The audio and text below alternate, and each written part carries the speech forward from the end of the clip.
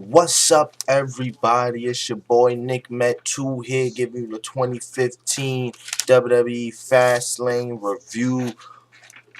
Right down to get into it. I think WWE did a real good job of building up the card today. Like, I was actually excited for Fastlane, and that's not really something that I feel often for WWE pay-per-views, but I felt they did a good job of giving every feud that would be on the card enough time, enough exposure on Raw and SmackDown to get you interested for the big payoff, which was tonight. So let's get down to it. First, you had Dolph Ziggler back and Eric Rowan taking on the team of Seth Rollins, Big Show, and Kane.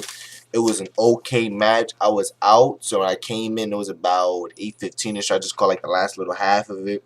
I came in when Dolph had a hot tag, and he was getting his little offense in. But then the finish of the match, Dolph Ziggler tried to do the corner splash on Kane, and Big Show came around with the KO punch, like when he was on the side of the ring. And then Kane kind of chokeslam dropped him, but then it was a pin, so it was 1, 2, 3. I liked the finish. It was an okay match from what I saw. Then the team of Seth Rollins, Big Show, and Kane and J&J Security started beating down the three opponents. Curb stomps, KO punches. Next up, Randy Orton comes out, returns, comes out to a big pop, starts giving out RKO. So Randy Orton is here. He has returned for the road to WrestleMania. Next up, you have a Goldust Stardust video package, and then you have a Dustin and Dusty Rhodes promo in the back where Dustin is saying, not Dustin, Dusty, fucking Dust. Where Dusty is saying, he was like, just don't hurt Cody, like he's still a part of the boys. Next up, then you have the match, which is Stardust taking on Goldust.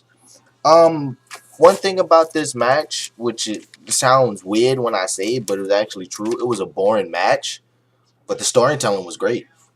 It was boring to watch, but the storytelling did its job. The finish of the match was a crucifix pin, but it looked like a botch. It seemed like a botch, but I don't think it was a botch because I think they want to save this to Mania. So Goldust rolled up Stardust for a crucifix pin, and it was like something mad weird, but he got the pin. So Stardust wins, not Stardust, Goldust. So it's fucking Dust. Goldust wins, and then Goldust is talking to Dust, fucking all these Dustin bros. He's talking to Dusty Rhodes in the back, and then Stardust comes out of nowhere, attacks him. And then he was like, "Oh, that Cody Rhodes is gone as soon as you sent him this bag of bones." So it was alright. Next up, you have the Usos taking on the Brass Ring Club of Cesaro and Tyson Kidd. This was a fun match. Great action, great pace. The use of the double team moves by Tyson and Cesaro is a second A to none. There was a real cool spot in the match when the Usos, you know how the Usos always go for their dives and stuff like that. So they go for the dives. Jimmy J, one of them. So Tyson Kidd somehow gets caught up in the Samoan drop position. Other than dropping him before they dropped on the barricade, that shit was cool. The finish was the swinging. Tyson Kidd delivered swinging facts on either Jay or Jimmy for the 1, 2, 3, and Tyson Kidd and Cesaro is holding WWE gold. Whew. Man, it felt so good to see Tyson Kidd, a man who has worked his ass off to reinvent himself down at NXT, and it's all paying off. Now he's carrying a title belt. Feel so proud for the guy, man. Hopefully this is a baby step to many great steps in the future for Tyson Kidd. Tag team title here, maybe IC title down the line, maybe by Hell in a Cell or Survivor Series. But really, just a good step in the direction for Tyson Kidd. Next up, you have the Triple H and Sting face off. Triple H comes out in his Attitude Era, end of the Attitude Era, beginning of the Ruthless Aggression Era outfit, leather jacket with a t-shirt, some tape, and he's ready for a fight. He talks about why he thinks Sting did it. He's giving his basic reasons why he said, "Oh, this is the motives that Sting." He said, "I took him out of business, and now he's gonna take me out of business." So I get it, Sting. It's business. And then Sting comes out. And then Triple H says, hey, why don't we just drop the hatchet? Because in the past, we're going to the future. I could give you DVDs. I put you on the WWE Network. Give you wrestling figures. Hell, I even might put you in the Hall of Fame if you drop this. But Sting says no, I'm not into it. He starts delivering chops to Triple H. Triple H counters back. He gets the upper hand. He goes out to the ring to get a sledgehammer. And when he's going to hit Sting with the sledgehammer, Sting brought out the baseball bat, pointing at the neck like a gun, made Triple H drop it. And when he's holding up the bat, he points the bat to WrestleMania. That was pretty dope. I wish they saved that bat point for Undertaker, but I think they're saving the rafters for Undertaker. But overall, good segment. Now Triple H and Sting is confirmed for WrestleMania 31. Next up, you have Nikki Bella taking on Paige in what was a very decent Divas match. This Divas match actually got time. I don't know if this is because there wasn't another match on the card, or if NXT Women's Division is really starting to tell the writers, hey, wake up. These girls can actually go in the ring. But this Divas match got time. Like, even when I was watching, I was like, damn. I was like, feels like I'm watching, like I could have watched 4 or 5 Divas matches. It was some cool spots in the match. Nikki delivered a sick powerbomb, a top rope powerbomb to Paige. The crowd sucked, which was the theme of this night, and I'm gonna get to that later. With the finish was a roll up with Tyson. Overall, good match. It keeps the belt on Nikki, gives it a heel heat. Paige is still coming after that title. Again, saving it for Mania. But overall, good match. I like that they had time. Next up, you have Dean Ambrose and Bad News Barrett. I really wasn't paying attention to this match. It just felt off because once again they saving it for Mania, so I was like, "Why watch this when I'm really gonna get the good match next month?" But overall, it was a fun match. Dean Ambrose got disqualified. I think he was beating Roman. Not Roman. He's fucking beating Bad News Barrett in the corner. So the referee called the bell, but then Ambrose after the belt, he just took the belt. So I think he's having the belt hostage. Next up, you have the droids come out with the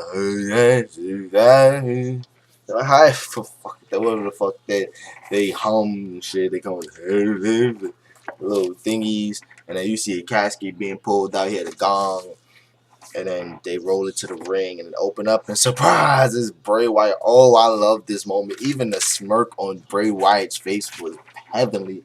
You know how WWE always has the clips from back in the day that they always show to say, hey, this is WWE. Shawn Michaels coming down to WrestleMania zipline. Bret Hart winning the belt at WrestleMania 10, holding it up. Hulk Hogan slamming Andre the Giant. What else moment? Like Bret Hart and Stone Cold, like looking face to face. This will be one of those moments. Bray Wyatt in the casket with the fucking Undertaker's light, the purple mood and shit. Just that smirk. Oh my god, that shit was so good.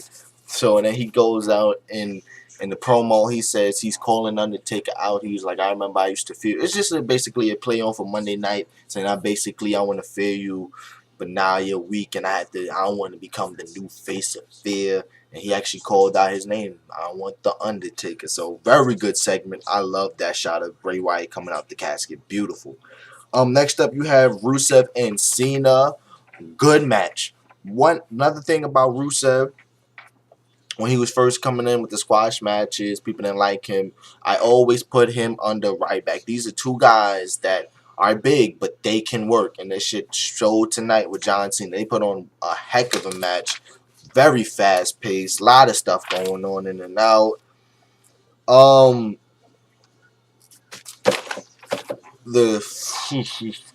one thing I would like to say about this match, the commentary is still playing up the fact that they are portraying John Cena as the old man, the veteran.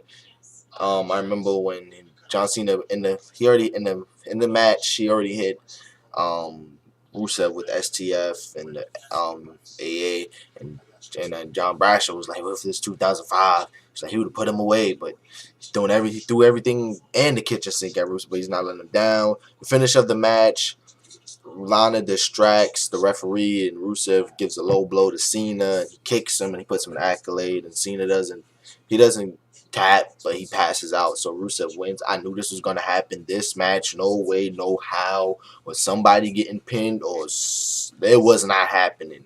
They're saying, like, again, The theme of the night, save it for Mania. I'm thinking I'm put this in saving it for Mania. A whole lot of stuff is saving it for. I even thought they was gonna save the Tyson Kid and Cesaro for Mania, but that wasn't the truth. So good match. Next up, you have Roman Reigns and DB Daniel Bryan, the main event when it goes on to face Brock Lesnar at WrestleMania 31. First off, the ring psychology and the first couple of minutes was great. Dan Bryan scooping out the ring like Tarzan and shit, trying to find a weak spot. Roman Reigns was booked impressive today. This is the Roman Reigns that people want to see, not the John Cena like that's going out there and hugging fat chicks and talking about some suffering succotash, man. Like, this nigga came out here, he was beating ass. Even if Dan Bryan is my guy, Roman Reigns was coming out there just beating ass, just taking no names. Love that shit. I like how they both had top rope spots. It was pretty good. Another key spot where Dan Bryan was going for 3. He already hit 2 suicide dives, and then when Roman Reigns was walking away to the ramp side, Dan Bryan was going for 1, and he caught him. He threw a belly to him on the floor, which was great. They throw back in the ring. Dan Bryan started hitting some yes kicks. Roman Reigns catches him. The both of them start going crazy and shit. Like, they start hulking up. Daniel Bryan was going for the knee, and he meets a spit. And 1, 2, 3, Roman Reigns beat Daniel Bryan clean. At first, I thought we was either going to get a false finish, like not a false finish, but a double finish, where somehow they'd be like, all right, both of y'all got to go. Or somebody would have screwed DB, either be Ziggler or Sheamus. But I didn't want to see another triple threat. Even though Daniel Bryan is my guy, I did not want to see another triple threat this year in Mania. So, overall, this pay-per-view could be summed up in pretty 3 things. It was a very solid show. The crowd sucked, and save it for Mania. I'm giving this show a 7 out of 10. I was enjoyed almost all throughout the show. WrestleMania 31 is taking shape. I'm liking the way things are going. So, see you tomorrow, guys, for your Raw review. It's your boy Nick Met too, man. I'm tired. I can see the shit in my eyes, but I'll see y'all tomorrow. Peace.